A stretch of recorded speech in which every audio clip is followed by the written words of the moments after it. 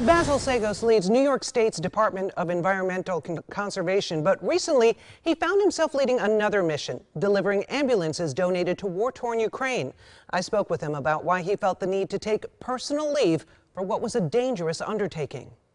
I was only in Ukraine for a brief period, right? Just 2 weeks, but I saw the nation unified, unlike anything, frankly, I'd ever seen. New York State DEC Commissioner Basil Seggos says, like many people, he's been glued to coverage of Russia's February invasion into Ukraine. What he saw moved him to action. I've always had trouble sitting on the sidelines on anything. First, he fundraised to cover the cost of an ambulance through a nonprofit called Ukraine Friends. And then... Well, I became an ambulance driver for a couple of weeks. Driving ambulances from Slovakia across Ukraine to the front lines, he saw the beauty of the countryside give way to carnage. Infrastructure directly targeted. Businesses, homes, apartment buildings, water plants, sewage, power, industry, and all of the spillover effects from that, right? I mean, I saw farm fields that had piles of anti-personnel mines on them.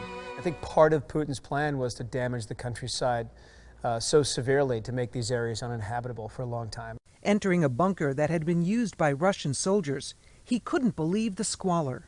You know, it looked like something out of the 1800s. I didn't see combat, but having been in the military and seeing how they were living, I think is a reflection of the way that they were waging this campaign, where they just didn't care about what people were experiencing on the receiving end of these shells, where people were being blown up in their houses. Just the inhumanity of it stuck with me. But what also stuck with him was seeing the country come together, reminding him of how New Yorkers came together after Superstorm Sandy and the nation after 9/11. I mean, their camaraderie and their spirit of country was extraordinary. In a factory in Kyiv, he was moved as he watched teens repurpose barrels into stoves for soldiers on the front lines. It was a really powerful moment to see just the love and the creativity of these kids and the families that were there supporting them. Gave me a sense that there's so much going on in this country of Ukraine right now to support its own existence. It's not just the military, it's really the entire country pulling together. And that to me is something I'll remember for my life. Now, the commissioner says, of course, his first priority is New Yorkers, but helping Ukraine versus ourselves is not an either-or in this interconnected world.